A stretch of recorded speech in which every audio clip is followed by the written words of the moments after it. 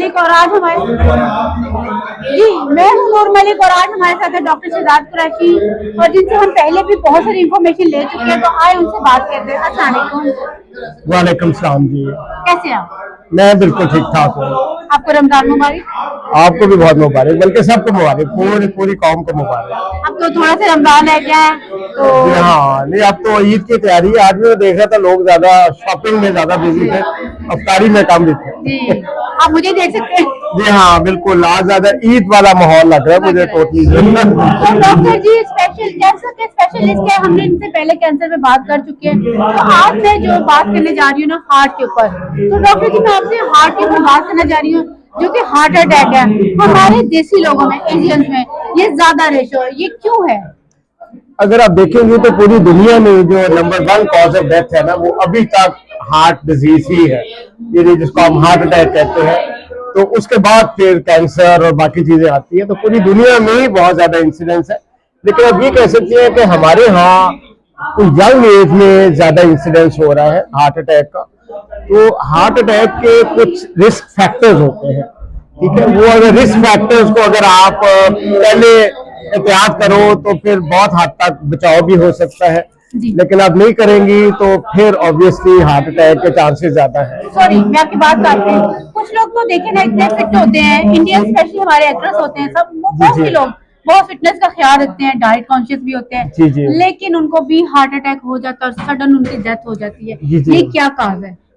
जी बिल्कुल, क्योंकि हर एक में जिनमें ये रिस्क फैक्टर हो, हर एक को नहीं होता, लेकिन रेशियो ज्यादा होती है उनकी ना। अगर आप एक कंट्रोल पॉपुलेशन देखें और एक उनमें देखें जिनमें ये रिस्क फैक्टर ज्यादा है, तो हार्ट अटैक का जो रेट है वो इनमें ज्यादा होगा, दूसरों में कम होगा। इसका मतलब है कि उसका इफेक्ट तो है डेफिनेटली, लेकिन कुछ लोग इम्यून होते हैं, उनका इम्यून सिस्टम ऐसा होता है, जेनेटिक्स ऐसी है कि उनमें रिस्क फैक्टर होते हुए भी कई दफा हार्ट अटैक नहीं होता। तो इसका मतलब ये नहीं होता कि आप वो रिस्क फैक्टर्स की एहतियात ना करें और उस पर तवज्जो ना दें, क्योंकि आपका चांसेस ज्यादा हो जाते हैं हार्ट अटैक के। तो आप मुझे इसके बताएं कि क्या इसके कोई प्रिकॉशन है, क्या करना चाहिए कि जिससे या किसी को एक बार हार्ट अटैक हो चुका है क्या दोबारा भी उसको चांसेस हैं जिंदगी में कि हो सकता है? पहले मैं आपको बताता हूँ कि मेजर रिस्क फैक्टर्स क्या क्या है। पहला रिस्क फैक्टर होता है आपकी फैमिली हिस्ट्री, कि जिन फैमिलीज में हार्ट अटैक का रेट ज्यादा है उनमें चांसेस भी ज्यादा होते हैं एज कम्पेयर टू दो फैमिली जिनमें हार्ट अटैक कम होता है।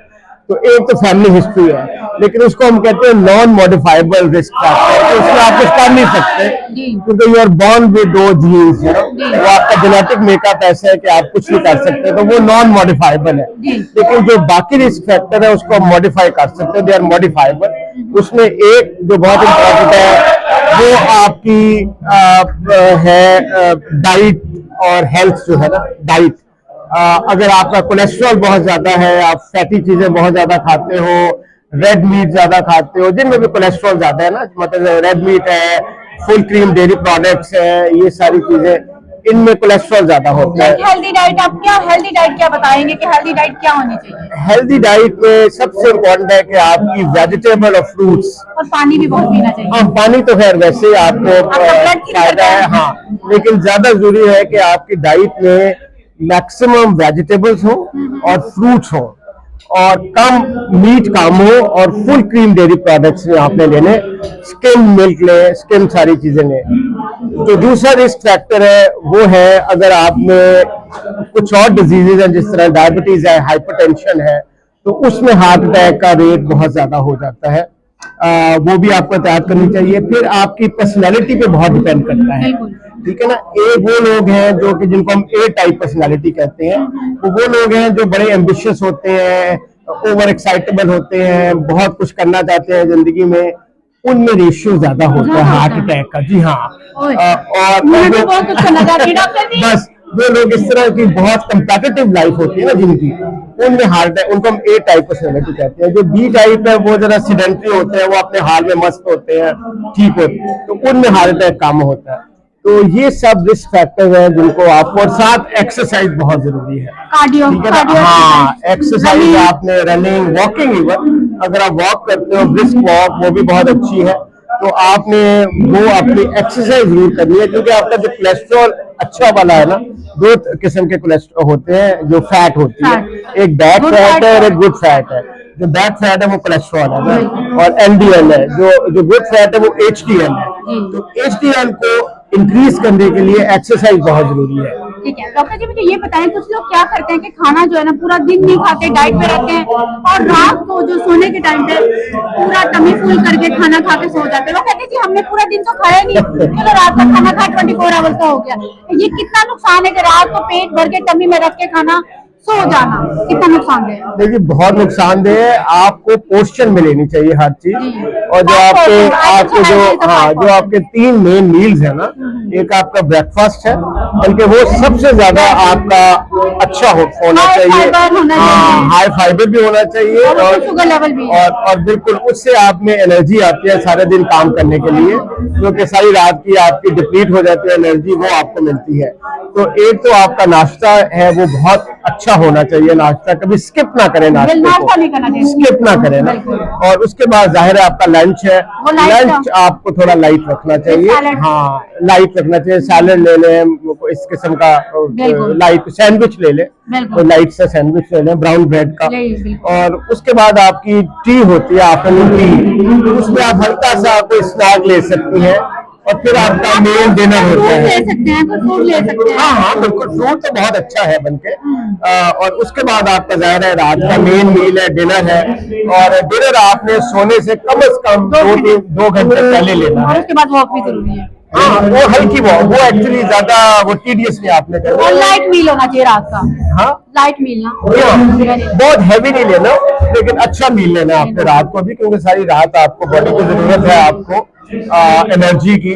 तो वो क्योंकि वो के आपकी बॉडी काम नहीं कर रही होती, लेकिन सेल काम कर रहे होते हैं। तो you need good meal at night also. और एक और चीज पूछती, ब्लोटिंग। कुछ लोगों को ब्लोटिंग बहुत होती है, ब्लोटिंग के क्या काजेज है? ये तो खैर वो डाइजेस्टिव सिस्टम का है ना जो प्रॉब्लम है, और उसमें भी यही होता है कि आपने मील अगर आपके इरेगुलर है, और जिस तरह आपने एक दफा बहुत ज्यादा खा लिया, गैप लंबे हो गए, तो ये सारी जो आपकी कह लो डाइटरी हैबिट्स है ना, उस पर डिपेंड करता है।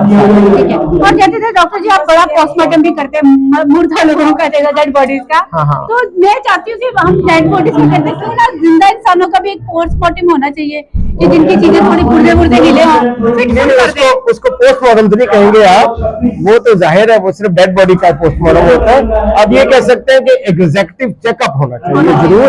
एग्जेक्टिव चेकअप का मतलब होता है कि हाँ 2-3 साल जिस तरह गाड़ी की एमओटी होती है, उसी तरह आपकी बॉडी का अगर एग्जेक्टिव चेकअप होना, उसमें बहुत से टेस्ट हैं जी, जो आपको body के। पूरे बॉडी का फंक्शन बता देते हैं, यानी किडनी का, लिवर का, हार्ट का, हर चीज का फंक्शन। तो वो अगर आप कुछ अर्से बाद इस तरह 2 साल 3 साल के बाद करवाते रहेंगे, तो बहुत अर्ली आपको ना, क्योंकि पहले डिजीज अब शुरू होती है तो बड़ी माइल्ड होती है, कोई भी डिजीज हो, और उस स्टेज पे अगर आप डिजीज को पकड़ ले अर्ली स्टेज पे, और तो उसका इलाज बहुत आसान होता है इस मुकाबले में कि बहुत एडवांस हो जाए हाँ डिजीज। जी, बिल्कुल।